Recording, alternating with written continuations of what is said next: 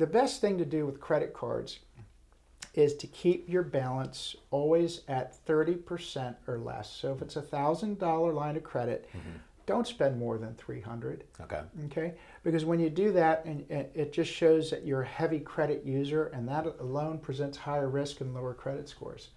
So it would be better for you to have multiple cards, Okay. all with less credit use, than it would to have the one with higher credit use. And if you can, pay the credit cards off, every month. Don't let them ride. Don't let your minimum ride, and don't let the balance ride month after month after month. Okay. Because there's the chances of if you let your balance ride month after month, chances are it's just going to get bigger, not smaller.